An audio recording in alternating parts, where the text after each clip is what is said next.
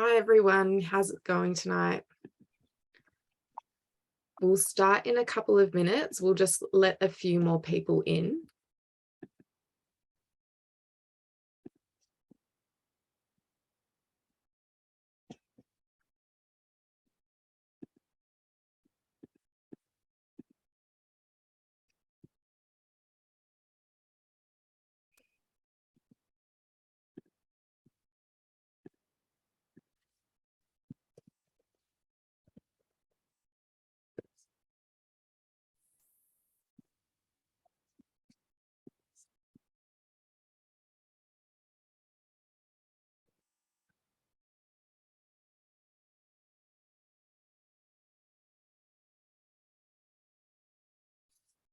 For everyone who's just joined us, we'll just wait a couple more moments until we start, just to let a few more people in.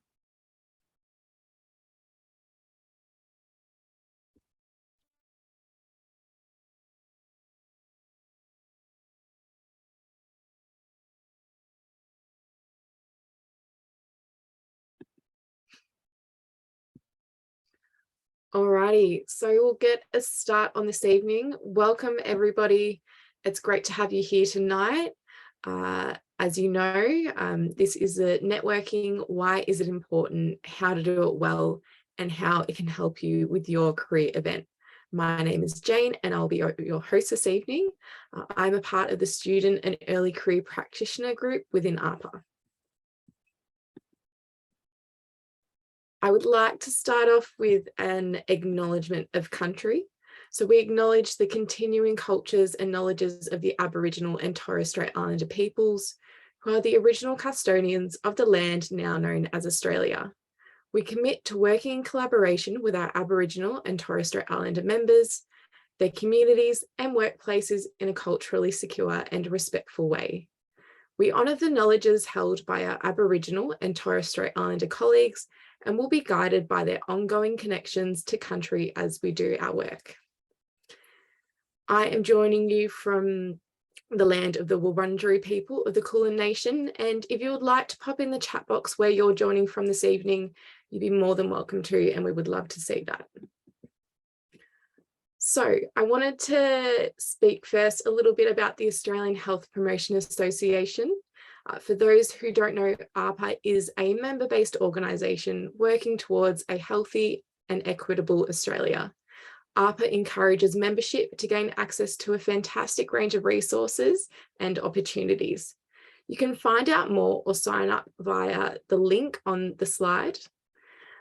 And like I said to you before, I am from the Student and Early Career Practitioner Committee, and we have organised this evening's event. One of our aims is to work towards promotion of health promotion careers, as well as capacity building in establishing careers. We welcome event suggestions for future, and you can include those in tonight's post-event survey, or you can also contact us via the email there on the screen. I'd also like to point out at the moment that AHPA have a 10% off refer a friend promotion for 2022, so there's no better time to join AHPA. Now, just onto some housekeeping items for tonight's event. To let you know, the session is being recorded and the recording of this evening will be sent out in an email within a couple of days. We would encourage everybody to pop their cameras on, but if you feel more comfortable leaving them off, then you're welcome to do so. We do ask that you leave microphones off though for the time being. If you would like to ask a question, please pop that into the chat function, as we will have a Q&A segment later on tonight. And we would also love to see you tweet about tonight's event. You can tag us at AHPA_AU or use the hashtag AHPA event. You can also connect and follow AHPA on LinkedIn with the handle EOAHPA. It's a fantastic way to grow your network and connect with like-minded peers and individuals and see what's going on in the world of AHPA. And before we get on to our guest presentation from our host, I'll let you know a little overview of tonight. I'll introduce you to our host, Rebecca Zosel. She will then give us a presentation. We'll move on to that Q&A segment that I mentioned before. We will then move into a quick case study about networking through volunteering, and then we will get to go into breakout rooms where you'll get to connect with your peers, have a discussion and network. After that, we'll close the event and we will wrap things up. So a little bit about our guest speaker tonight, Rebecca. So Rebecca has worked in health promotion and public health for 25 years. Half of her career to date has been spent working in organisations with a focus on preventing chronic conditions, including the Cancer Council Victoria, with the other half running a consultancy with a focus on developing policy and strategy. Some of her current clients include Vic Health, Healthway, AHPA, and the Lung Foundation Australia, who I would like to quickly thank for allowing us to use their Zoom account this evening to host this event. Rebecca is co-founder to the Australian Public Health Consultants Network and does a number of other voluntary roles. She currently lives with her husband and 3 children on the Mornington Peninsula in Victoria. So I will pass it over to you, Rebecca. I will stop sharing my screen. Sorry, bear with me. Alrighty, there we go. On to you, Rebecca. Oh, fantastic, Jane. Thank you. And I was trying to add to the chat box while you were chatting, and I didn't quite put the AHPA's LinkedIn URL, so perhaps Luke or one of the team could do that. But thanks, Jane, for that warm introduction, and to Luke and all of the members of the AHPA Student and Early Practitioner Committee for hosting this event, and to everyone for turning up here in the evening after probably what has been a long day to hear from me and others and to connect with each other. So great to see you all. I would like to acknowledge that I am dialing in tonight from Bunurong land and pay my respect to their elders, past, present and emerging, and great to see all of those people who have popped in the chat box where you're from. So keep that coming. It's great to see where everyone is dialing in from tonight. We did have 150 plus people register for tonight's event, so it just really reinforces people's interest, their desire to connect, but also to find out more about, I guess, the art and the science of networking. So I'll share a bit of my experience with you tonight.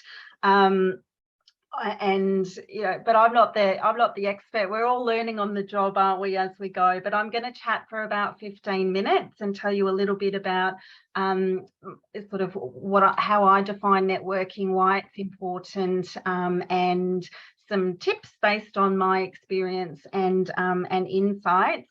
And obviously with the group hosting this session, student and early career practitioners, that's kind of the pitch and the audience that we're framed the presentation around. So hopefully it's of value to you. I'm really happy for you to add questions in the chat box throughout.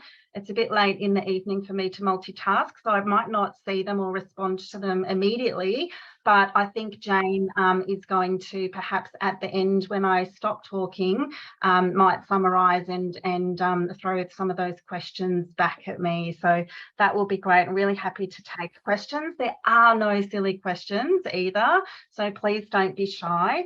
And here I am already talking away and I've got to share my screen. So just hang on and I'll get that up.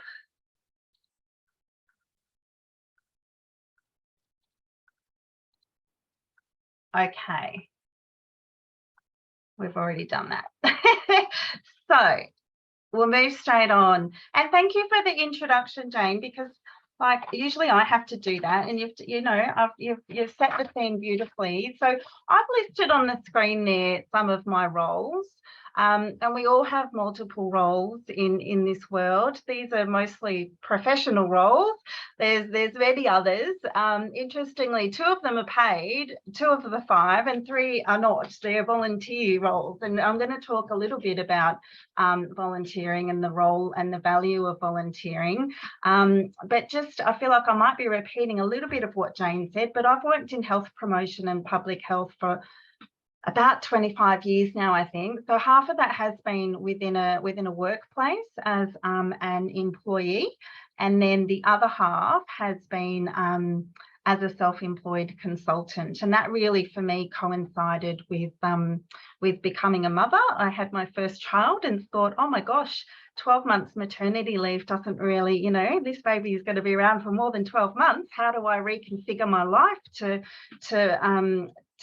you know, continue pursuing my career and my interest, but also to be, you know, the parent that I wanted to be. So I kind of fell into it, and that was the catalyst for me. And it's, yeah, working really well for me. I can talk a bit more about that.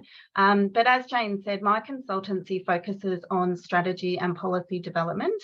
The Lung Foundation Australia are one of my clients, and they very kindly did lend us their Zoom account because ours didn't have quite the capacity that we needed for this evening. So yes, another shout out to them and to their CEO Mark Brook.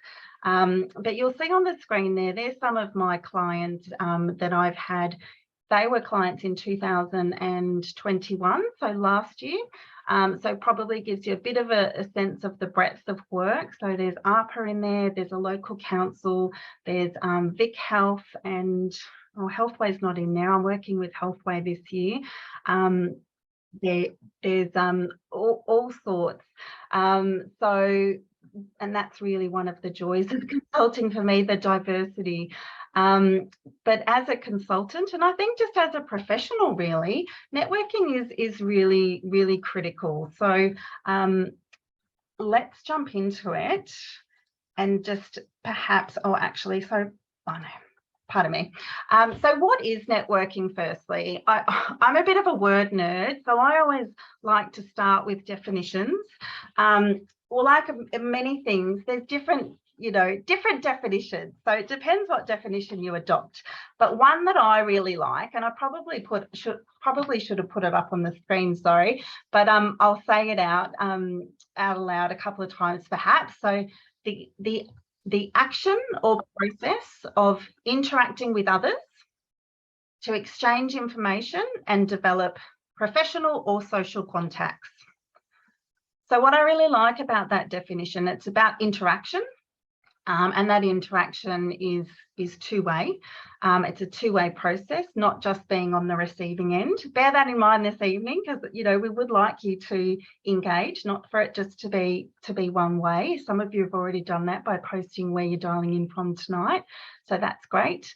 But it's also about developing contacts and connections. It's very human, and we really are focusing the discussion today around professional contacts, less so around the social element. Although they do overlap somewhat, don't they?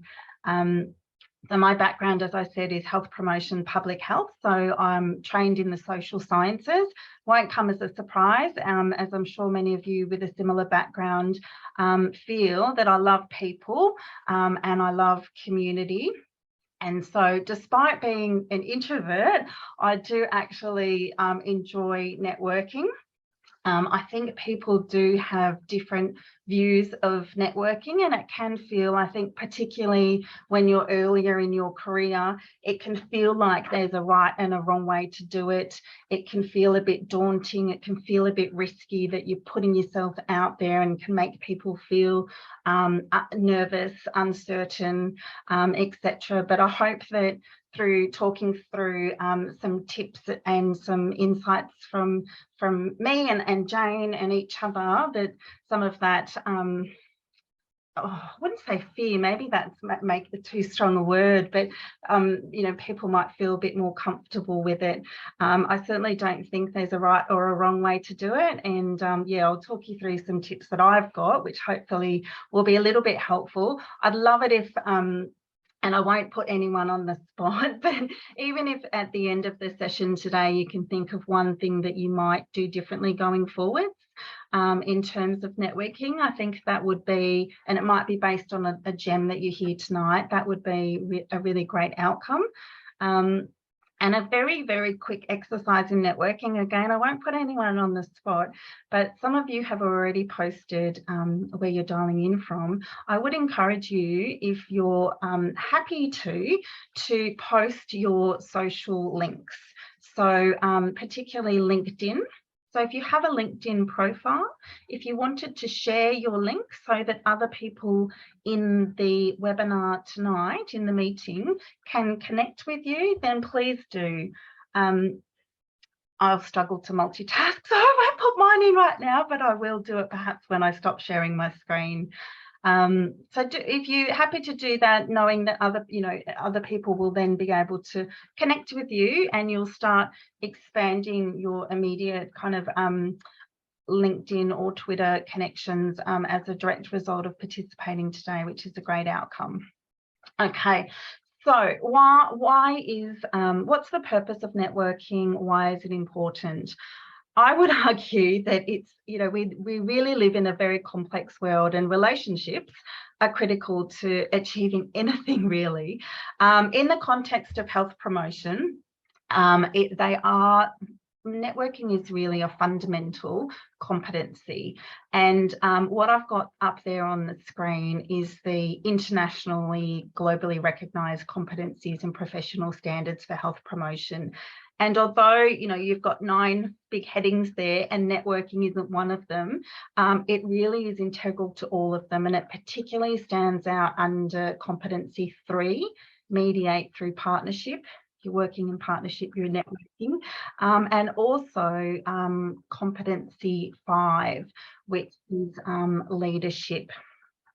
I will pop a link to those competencies in the chat box when I stop sharing my screen. Okay, so I'm going to just run through, and there were, I think, 5 tips, but now there's 6, a few tips for networking based on my experience. I think you might have noticed, and I think Jane mentioned as well, that I'm the Executive Officer for the Australian Health Promotion Association. So it will come as no surprise, with my vested interest, that I'm going to suggest as a great way to network that people should get involved in professional associations. One of them being AHPA, as we fondly call the Australian Health Promotion Association. I've listed a few other ones there. But obviously what I would say is to find a professional association that represents your discipline and that aligns with your training, with your skills, but also your interests as well. In terms of AHPA, if you are a student studying any course, you are eligible for a student membership, which is $55 annually. And those memberships are really heavily subsidised by the association to make them accessible. But why would you join a professional association? Well, it really does give you opportunities to stay informed. Remember that definition of network around exchanging information? Well, this is a great forum for exchanging information and having access to information that's really relevant to your profession. It is an opportunity to connect with like-minded professionals and to be part of a community. And there's also opportunities to get involved, whether it's attending events like this, participating in a mentoring program, contributing to working groups, such as the group who is hosting this great event for us tonight, participating in advocacy and other volunteer opportunities. So it's a great way to come into proximity with colleagues and like-minded people and to really contribute and benefit from those connections as well. Now, professional associations are often quite formal. They're often national or international. So they serve some purposes, but sometimes, networks aren't always that formal or large scale. And sometimes they actually don't exist, the network that you want, or they're a bit more niche than what exists. So my next tip is really around building your tribe. And these are the people that you have things in common with, particularly values, interests, objectives, career objectives, etc. And I would just say that this really does take time. So I've been working for 25 years now. I feel like I really have. Sometimes I feel my tribe is too big. It's hard to keep a track of them all, but it is something that takes time. It's about all those encounters that you have over time. It's the people you volunteer with. It's the people that you've worked with, that you've studied with. And it might not even be those professional workplaces. You encounter so many wonderful people in different capacities over time. So don't feel, if you don't have your tribe, your professional tribe now, that's a concern, because it really does grow and evolve over time. A lot of fields like health promotion is actually quite a small and connected field. So you find often that you encounter the same people in different capacities over time too. So it's a good reminder not to burn any bridges. Not that I would expect anyone to, but you do end up coming across the same people over and again over time, which is actually really lovely. And to give you an example, so on the screen, I should say, so I've listed a few potential members of your tribe, and where they might have come from. I wanted to give you a quick example about one tribe that I kind of developed from scratch. So when I became a consultant, being self-employed, working from home, this was pre-COVID when no one worked from home, or very, very few people did. It can be quite isolating, and you're not really working in that team environment. So, and that's kind of research shows that that's like a huge barrier for people when they do become self-employed and small business owners, that professional isolation. So I actually co-founded with a colleague a network of public health consultants. So people who are all self-employed, not working in the big consulting firms, but people that had similar day-to-day experiences, similar day-to-day challenges, and that could support each other. So the ethos of that network is actually cooperation over competition. So which surprises people sometimes, because it doesn't necessarily play into the stereotypical competitive consulting kind of mindset, but it definitely comes from that desire to connect and to support other people with similar experiences, and people come in and out of that group. And I think we do that over time with networks as well, depending on our experience at the time. Okay. I think a really, really important thing when you're considering networking and putting yourself out there is authenticity. Oh, sorry, I thought someone just put their hand up. So do think, we often talk about corporate brands, and it might sound a bit silly, but do think about your personal brand when you're tweeting on Twitter, when you're posting on LinkedIn, when you're participating in meetings like tonight, like a face-to-face meeting you might have at your university or workplace tomorrow. What values are evident in your interactions? Are you operating with professionalism, with integrity, with transparency, with cooperation, with compassion? It's really useful to think about how you define your kind of personal brand. And I was challenged to do that recently and found it in a session and found it really hard, but really a really rewarding process to go through. And it doesn't need to be a big process. It's just, a moment to reflect and to write it down, I think is really important too. So linked to that concept of being your authentic self is about leaning in, like knowing your skills, knowing your interests and leaning into them and adding your unique perspective. It doesn't matter if your perspective is different. And in fact, it's a really good thing. It's important also, so I'm just checking the time, I must be talking too slowly. It's really important to consider, like I said before about don't burn your bridges, just to create build a positive reputation and to make sure every interaction you have has a positive, makes a positive impression on those around you. Okay, I'll just skip through that. So visibility. So if you're going to be networking, you need to be visible. So how do you be visible? You can volunteer through professional associations or other forums. You can publish things, attend events.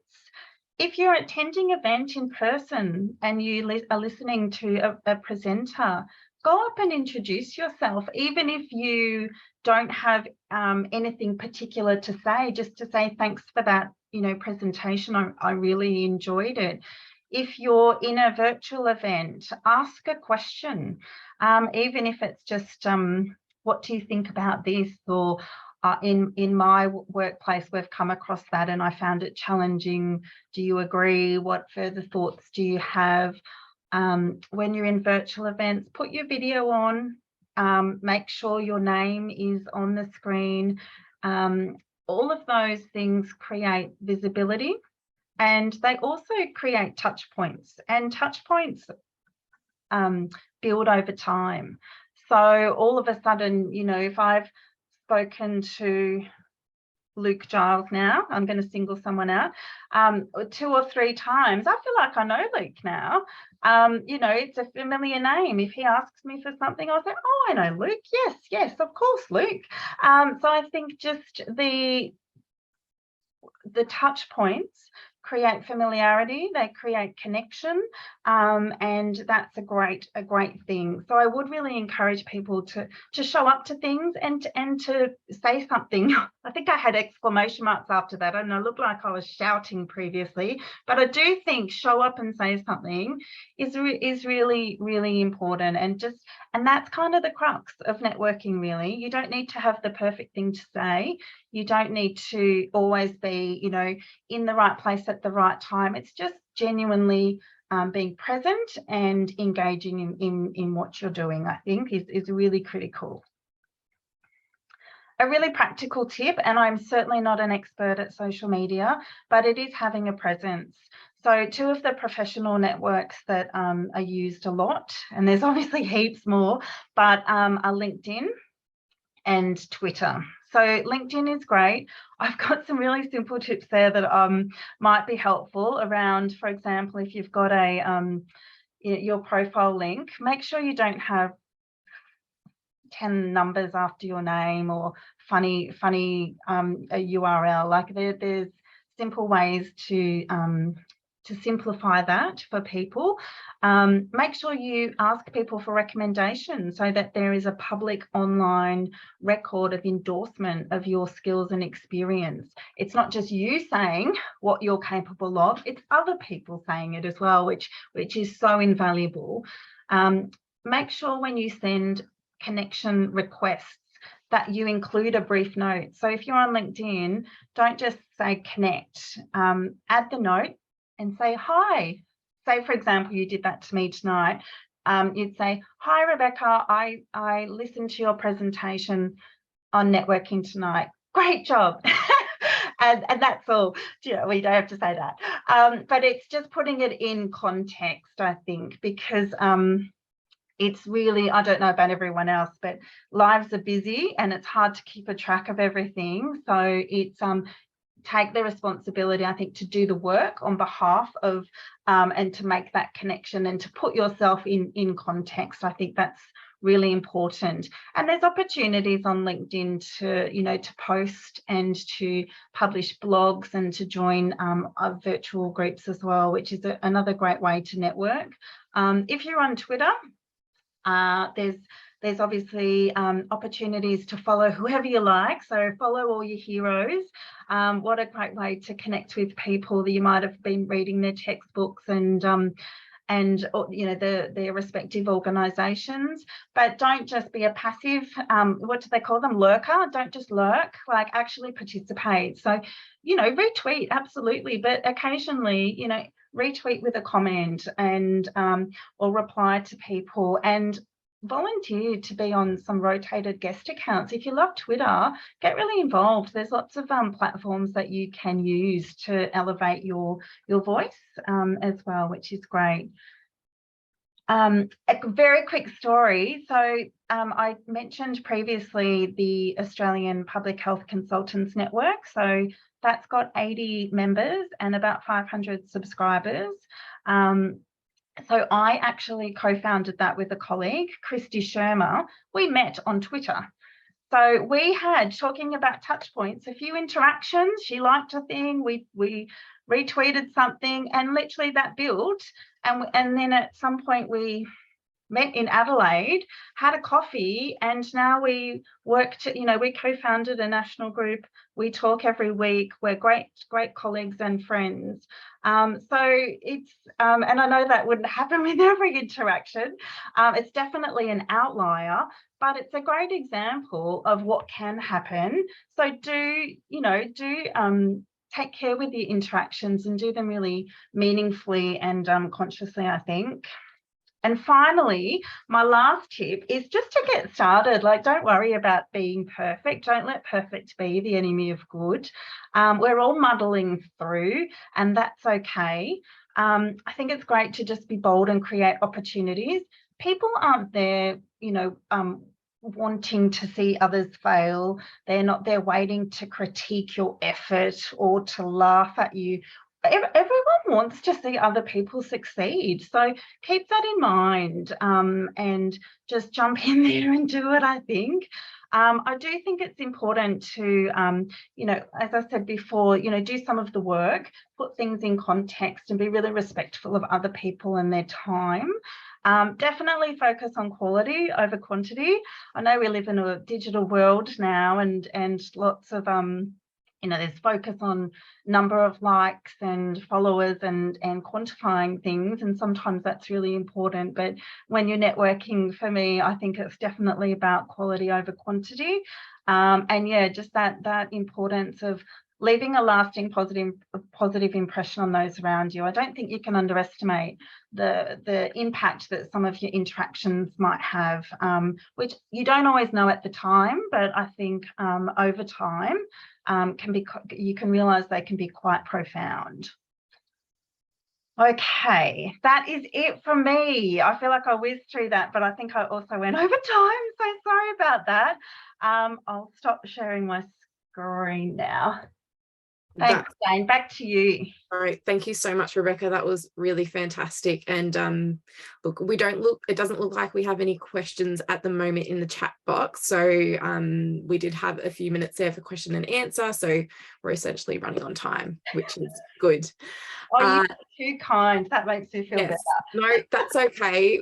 I think listening to you is really important, and that's one of the reasons why a lot of people are here this evening, to get some wisdom from somebody experienced like yourself. So take as long as you need, Rebecca.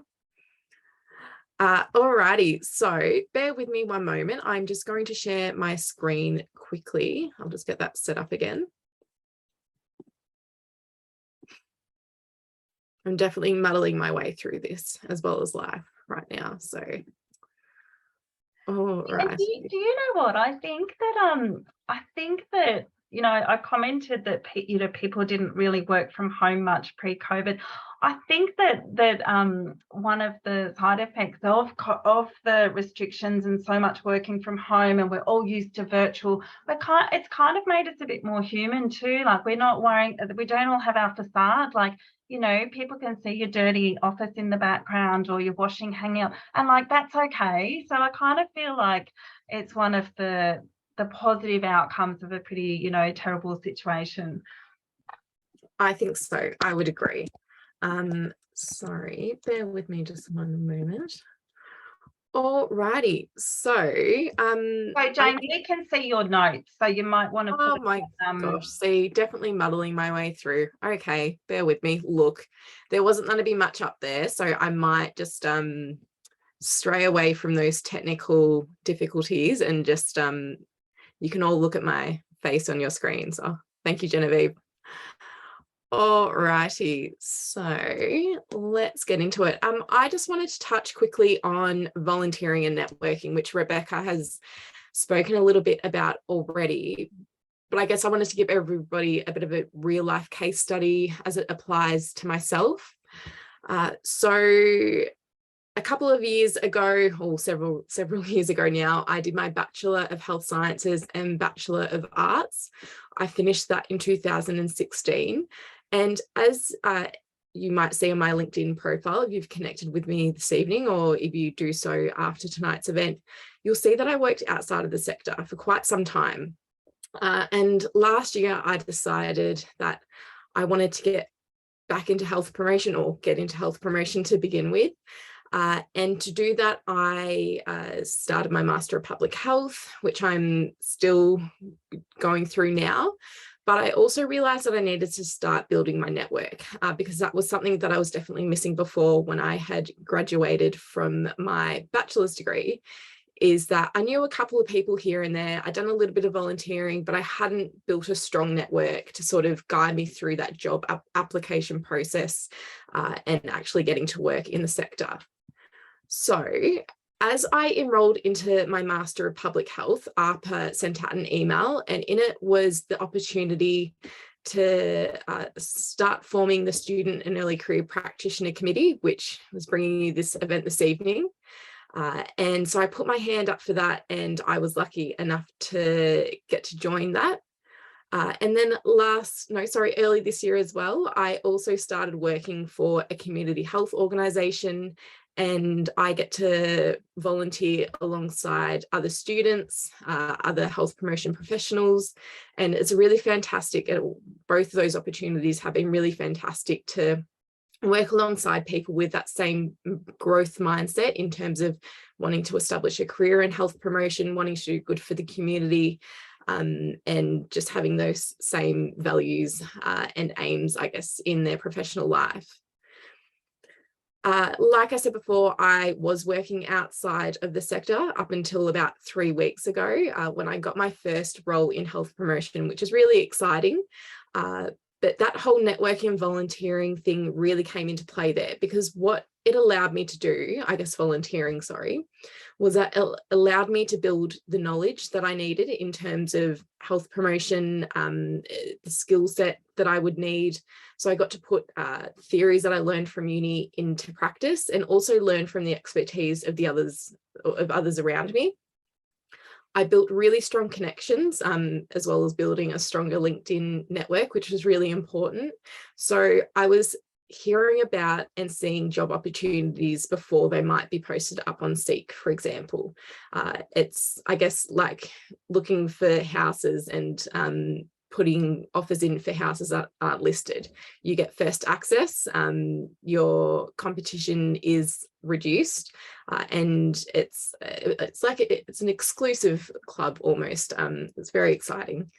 And then I got a lot of direction as well. So I had a really good network around me, and like Rebecca was saying before, a bit of a tribe who I could reach out to, and I could ask for help when I was applying for roles. And lucky enough, I did, like I said before, land my first health promotion role a couple of weeks ago. And I couldn't have done it without that really strong network that I'd grown through volunteering. So yeah, it's worked out really well for me. I would definitely encourage everybody to start volunteering if you have the time to. There's lots of opportunities out there at the moment. So definitely have a look to see if there's anything that's suitable for you. And when you are volunteering, make sure that you do put yourself out there to build those connections and to grow your network. Alrighty, so I think what we're going to do next is we are going to go into breakout rooms, but I did just want to wrap up tonight, as we won't be coming out of those breakout rooms. So what we'll do is breakout rooms will formally go until 9 p.m. But if you're having really meaningful, helpful conversations, then you're welcome to stay up until 9:30 p.m. And at 9:30 p.m. then we'll close everything off. If you need to leave now, you're more than welcome to, but we would love that you do complete the post-event survey. We've just shared it in the chat box, but you will also get that via the post-event email with the recording of this event. but it's always good to do whilst it is fresh in your mind. Let me just see if I've missed anything. Jane, can I jump in while you check your notes? You're welcome. Yeah, so oh my gosh, I've just forgotten what I was going to say. Okay. It's too late. Hang on, I'll come back. No, you're fine. Look, I think I've kind of covered everything. So I've remembered mine. There was a question in the chat saying, can we get the slides? So yes, what I'll do, and I can't see who asked it, sorry, but I will PDF my slides and we will send that around with the recording as well. And just quickly, actually, if I can just add, so congratulations, Jane, on your job. That's awesome. In terms of volunteering, it can be hard sometimes to find an opportunity. So, and some places it can be quite competitive as well. I just wanted to flag that the AHPA, the Australian Health Promotion Association, actually has for members, one of the member benefits is a fortnightly job bulletin. And so that's just been reinstated. It was piloted last year and just reinstated recently. And that goes out fortnightly. It lists health promotion roles across the country, so mostly paid roles, but we are also listing volunteer opportunities in there as well. So again, just that whole access and exchange of information through professional associations, I think that's a really solid example of how that's how AHPA can deliver that, and AHPA membership can deliver that, and just, you know, keep people abreast of what some of those tangible opportunities out in the sector are. So yeah, thank you. Fantastic. And it looks like we did actually have one question from before, and we've got another one in the chat now, which we missed. So Rebecca, Fern just wanted to know a little bit more about how you started your career, specifically transitioning from your tertiary studies to industry work. Yeah, sure. I'm never comfortable so much talking about myself. So let me just think. So I studied at Deakin. So I did an undergraduate science degree majoring in health promotion at Deakin. And then from there, I went back later and did my Masters of Public Health again at Deakin. But I was actually working in my first job was like not quite health promotion, but I felt was like my entry into it. I actually was working in a local council, which sounds kind of like the right fit, but it wasn't really, because I was just working at the reception desk of one of the council-run gyms.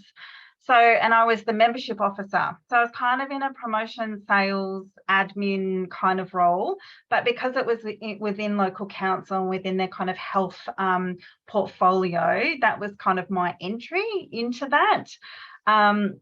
And you know what? This is actually a great story because it comes back to networking. So I was, you know, I'd get to know all the people that came in and I'd always have a chat. And then one gentleman who kept coming in, Jeff, so I'd go, hi, Jeff. I'd, you know, end up knowing his wife's name and all his story, his fitness journey and everything. Anyway, he realised one day my tertiary qualifications, and he was at the time the CEO of a division of general practice, and so offered me a project officer full-time position there. So I ended up moving out of local council, essentially working in a gym, to being a project officer in a division of general practice, where I was really happy, learned a lot. So I was coordinating an education program for doctors. And then from there moved to the Cancer Council Victoria, and I was working in I think it's now called the Prevention Centre, but back then it was called the Education Unit under Craig Sinclair, who still heads that up, and was working there on some cancer prevention programs, particularly a new program that, well, not new now, at the time I established a new program around cancer prevention within primary care, because I had that division of general practice background. So I was brought in to develop a new primary care program within the Cancer Council. And then, should I keep going? And then from there, I actually got a role because everyone knows everyone. So Craig Sinclair is good friends with the director of the Cancer Prevention Centre at Cancer Research UK, and my husband and I moved to London for a few years, and I went and managed SunSmart over there, and so I worked there for a few years, and then I came back and had another role. But then I started my family, so that's when I stopped full-time work. I did my master's because I felt like I needed to reskill. I hadn't been at uni for a while, and I'm a bit of a lifelong learner. And then I actually, I mentioned before that I went into consulting to have a better balance and to be able to prioritize my family alongside work. But funnily enough, it was another friend, a colleague, who kind of gave me that opportunity. So I had a good friend, have still a good friend, who was doing a contract but was got pregnant herself. Well, and I was on mat leave, we were a similar age, and got pregnant with twins and had to go into hospital at 6 months. So she couldn't fulfill her contract. And so she called me up saying, oh, I've got this contract with Vic Health. Do you think you could finish it for me? And I was like, oh, I'm not sure I'm allowed. I'm on mat leave. But I checked and I was able to do that. And so I ended up all of a sudden, without even trying, being a consultant for Vic Health, which was pretty amazing. I've always admired that organisation. I'm still working for them. I've worked for them ever since. And from there, they were kind of like, well, you're fantastic. Can you keep working for us? And that's when I said, oh, maybe I could actually earn enough money doing this to not go back to my full-time role. And that's kind of how I segued into consulting. So it literally was, great question, because each of those transitions, as I talk through my response, it's really interesting, isn't it? Each of those transitions has kind of been assisted by and influenced by or completely created by other people, friends and colleagues in my network. Yeah, that's right. And that's why it's so important, just putting yourself out there. And, even if it's just saying hi to that person in the tea room and just creating that touch point, like you were saying before, then, or on LinkedIn, then yeah, it can lead to a lot of great things in future. Looks like we had one other question in the chat box, and I think I can speak to this one. So it was about where to find volunteering roles. So we had a response there from Emma saying that you can jump onto Seek volunteering, because they have a specific volunteering site. You can also go onto ethical jobs, and in one of the filters there, you can tick, I think, volunteer positions. Forgive me if I'm wrong. What I found as well, though, the organisations that I really wanted to work for, or potentially work for in the future, or that I found really interesting, I would just go onto their websites and find if they had a volunteering section, and if not, reach out to them, send them an email and see if they had any opportunities. A lot of organisations often want help, but just don't have the time necessarily to advertise for them.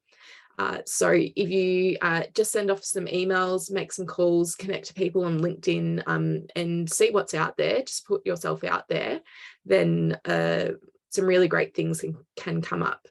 If you're at university as well, sitting on the committee for student associations is really good. I was part of the Deakin Health Promotion Society when I was doing my undergrad, and I have created some lifelong friends out of that who now work in health promotion. So I've got connections in industry as well. So there's a lot of opportunities out there.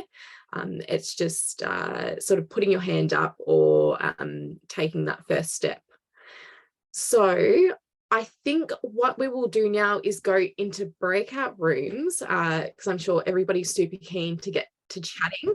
I think Luke is going to do that for us. So if everyone wants to just bear with us for a few moments, we will get those sorted.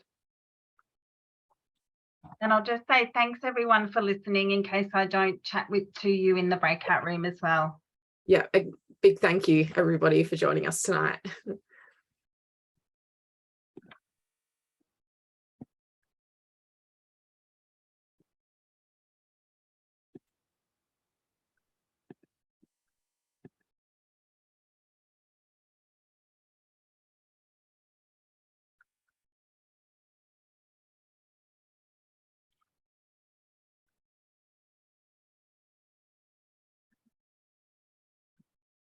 Luke, where do you want me to go? Anywhere?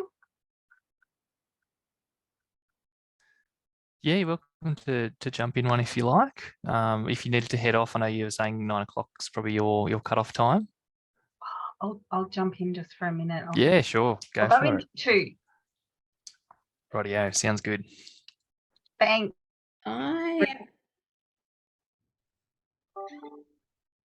Can you hear me?